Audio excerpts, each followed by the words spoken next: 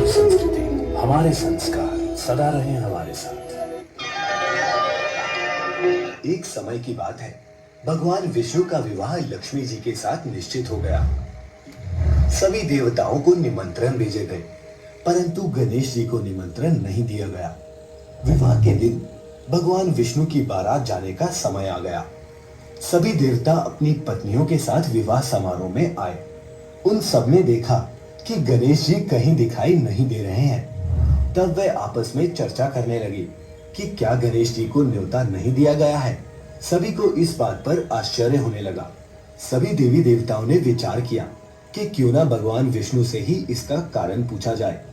सभी भगवान विष्णु के पास गए और गणेश जी के न आने का कारण पूछा।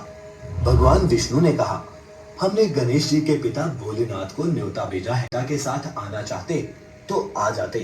गणेश जी को अलग से न्योता देने की कोई आवश्यकता नहीं थी।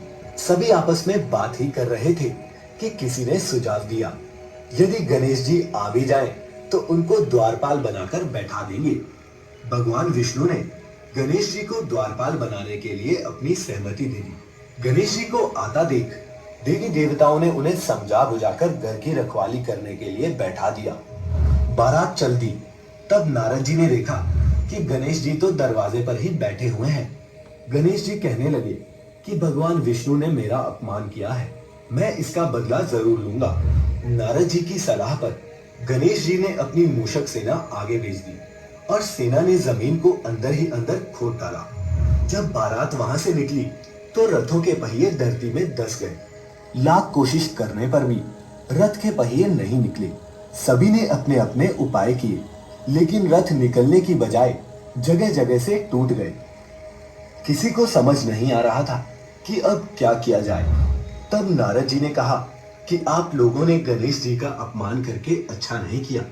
यदि उन्हें मनाकर लाया जाए तो आपका कार्य सिद्ध हो सकता है और ये संकट टल सकता है। नंदी गणेश जी को मनाकर ले आए। सभी ने गणेश जी का आदर सम्मान के साथ पूजन किया। तब जाकर रास्ता सही हुआ और रथ के पहिए निकले।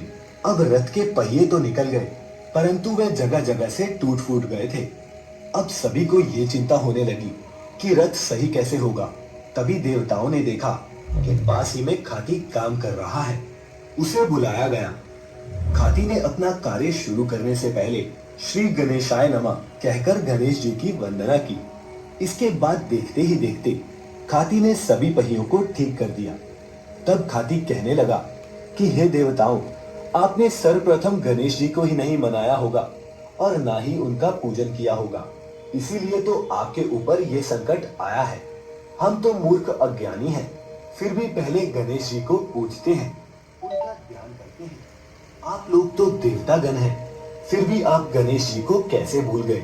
अब आप सभी लोग भगवान श्री गणेश जी की जय बोलकर जाएं, तो आपके सब काम बन जाएंगे और कोई संकट भी नहीं आएगा।